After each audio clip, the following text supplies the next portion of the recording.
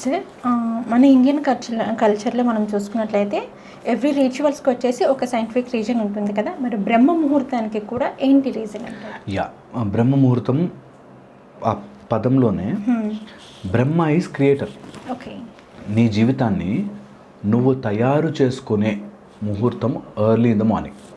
Okay, నీ లైఫ్ని నువ్వే క్రియేట్ చేసుకోవచ్చు అని చెప్పడానికి బ్రహ్మ ముహూర్తం అది. ఎవరు లేస్తారు పొద్దున 3 గంటలకు 3:30కి లేచి చన్నీటి స్నానం చేసి? ఎవరు చేస్తాడు?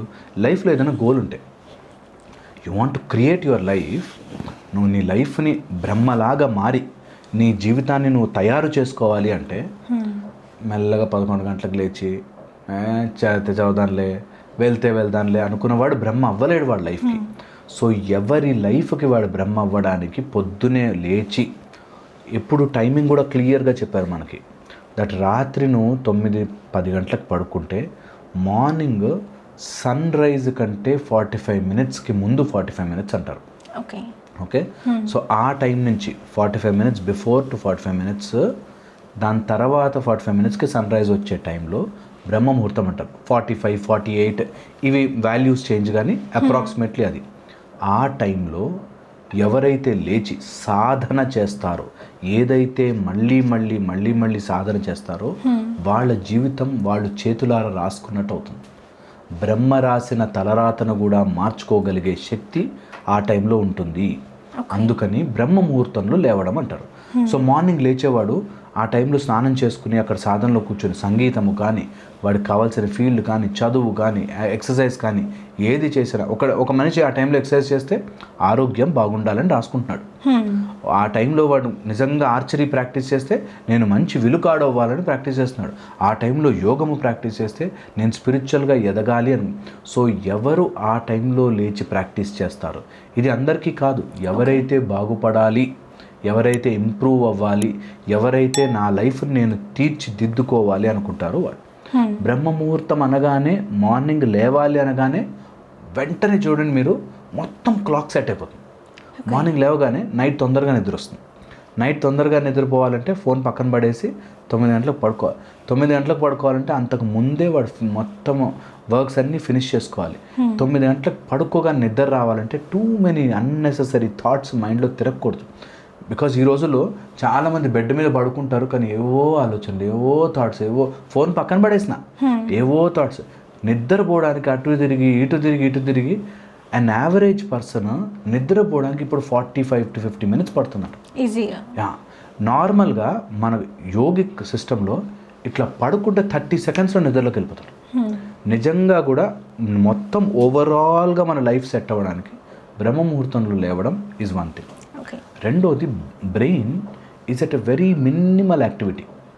ఆ మినిమల్ యాక్టివిటీలో కాన్షియస్ అండ్ సబ్ కాన్షియస్లో, నీ కాన్షియస్ మైండ్ ఓవర్ యాక్టివిటీలో ఉన్నంతసేపు సబ్ కాన్షియస్కి ఇన్ఫర్మేషన్ తొందరగా వెళ్ళదు.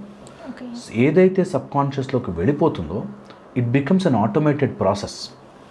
ఏదైతే సబ్ కాన్షియస్లోంచి మనం తీసేస్తామో మన లైఫ్లోంచి వెళ్ళిపోతాయి కూడా. కొంతమందికి సబ్ కాన్షియస్గా భయం ఉంటుంది. ఇప్పుడు నాకు కుక్క అంటే భయం అనుకోండి, ఎందుకురా ఇంతమంది కుక్కలు పెంచుకుంటున్నారు, ఇంతమందిని కరిసి చంపేయింది, నేను ఒక్కరిని ఎందుకు కరుస్తుంది అనే సింపుల్ పాయింట్ చాలామందికి అర్థం కాదు. ఎందుకు అర్థం కాదు అంటే సబ్ కాన్షియస్లీ వాళ్ళ మైండ్ లోపల ఉండిపోయింది. ఆ సబ్ కాన్షియస్ మైండ్లోంచి అది డిలీట్ చేయాలి అంటే బ్రహ్మ ముహూర్తం is the time. So morning లేచి ఆ టైంకి direct access to your sub conscious mind. ఆ టైంలో ఏదైతే మనం సాధన చేస్తామో అది రిపీటెడ్గా మన మైండ్లో లేయర్గా ఫామ్ అయ్యి మన నర్వస్ సిస్టమ్ మీద ఒక మంచి షీత్ లాగా ఫామ్ అవుతుంది. మైలిన్ షీత్ అంటారు. అలాగా దట్ బికమ్స్ ఎ ప్రాక్టీస్. ఎంత ప్రాక్టీస్ చేస్తే అంత మంచిగా క్విక్గా అది అయిపోతుంది.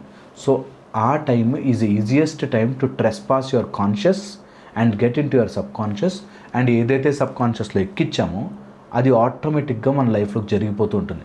డ్రైవింగ్ కూడా కొన్ని రోజులు కాన్షియస్గా చేస్తాము, ఎవరైనా యాక్సిడెంట్ చేస్తారు, ఒక్కసారి సబ్ కాన్షియస్ అయిపోయాక ఎవరిని అడ్డరాగా టక్కుమని బ్రేక్ మీదకి వెళ్ళిపోతుంది కాల్. సో అలాగా మన సబ్ కాన్షియస్లోకి ఎక్కించడానికి కూడా బ్రహ్మ ముహూర్తం is a very good time. Third వచ్చేసి, ఈ బ్రహ్మ ముహూర్తం టైంలో some kind of upward surge of energy జరుగుతుంది.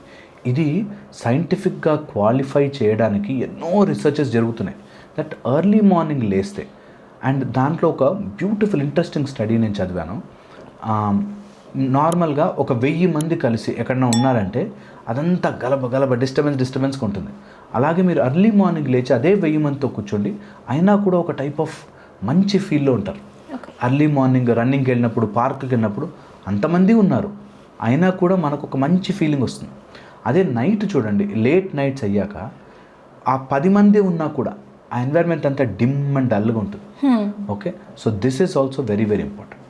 4th నేను ఇంపార్టెంట్ పాయింట్ ఇందులో చెప్పాను, ఎర్లీ మార్నింగ్ లేచిన వాళ్ళు ఫస్ట్ 15-20 డేస్ కాస్త డల్ అనిపిస్తుంది.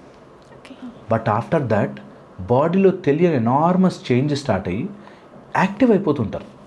ఎవరైనా చూడండి, మీరు బ్రహ్మ ముహూర్తంలో లేచి తలస్నానం వచ్చేసి చన్నీటి స్నానం తలస్నానం చేసిన వాళ్ళు, ఏదైనా ఒక ప్రక్రియ కోసం లేచిన వాళ్ళు, అంటే ఊరికే ఇప్పుడు చాలామంది మా వీడియోలు విని ముసలి వాళ్ళు 70-60 ఇయర్స్ వాళ్ళకి ఆ టైంలో లేవాల్సిన అవసరం ఉండదు, ఊరికే లేచి కూర్చుంటారు. అలా కాదు, పర్పస్తో లేవాలంటున్నాను. ఏదైనా ఒక పర్పస్, నేను ఒక భగవద్గీత చదవాలనో, నేను ఒక మహాభారతం చదవాలనో, లేకపోతే ఒక ఉపనిషత్తు నేర్చుకోవాలనో, లేకపోతే ఒక మంచి పురుష సూక్తం చదవాలనో, ఆ టైంకి లేచి చేస్తాను, నేర్చుకుంటాను అనే వాళ్ళకి నిజంగా బ్రహ్మ ముహూర్తం యూజ్ అవుతుంది. సో అలాంటి వాళ్ళు లేస్తే తెలియకుండానే ఫస్ట్ 19.5 డేస్ రోజంతా డల్గా ఉన్నట్టు, అబ్బా నిద్ర వస్తున్నట్టు, పొద్దునే లేచినా అనిపిస్తుంది. 20 డేస్ దాటిన తర్వాత నుంచి తెలియకుండా ఒక ఎనర్జీ వస్తుంది, దట్ ఇంకా పర్ఫామ్ చేయొచ్చు, ఇంకా నేను బాగా చేయొచ్చు, ఇంకా ఏదో లైఫ్లో ముందుకు వెళ్ళొచ్చు అనే థాట్స్ రావడం స్టార్ట్ అవుతాయి.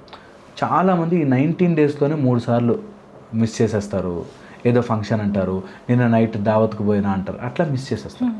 సో అందుకని ఎవరైనా లైఫ్ని సెట్ చేసుకోవాలి అనుకుంటే బ్రహ్మ ముహూర్తం is the best time where you change your energy pattern in to your life. Okay, ఈ సాధన చేస్తున్న వాళ్ళు అట్లీస్ట్ 21 days to 41 days ఇలా చేయగలిగితే ఐ థింక్ బ్రహ్మ ముహూర్తం చాలా ఓన్లీ బ్రహ్మ ముహూర్తం మీద మనకి కొన్ని వేల వందల పుస్తకాలు ఉన్నాయి. దేవతలు ఫ్రమ్ స్వర్లోకము కానీ సత్య తప జనలోకం నుంచి కానీ కిందకి వస్తారు ఆ టైంలోకి అంటారు. సో ఎప్పుడు కుదిరినా సరే, సరదాగైనా సరే ఒక గోల్ పెట్టుకుని దానికోసం పొద్దున్న లేవండి. ఎవరికైనా ఆర్థరైటిస్ ఉంది, మోకాళ్ళు నొప్పులు ఉన్నాయి, అవి తగ్గడానికి పొద్దున్న లేచి వ్యాయామం చేస్తా అని పెట్టుకోండి.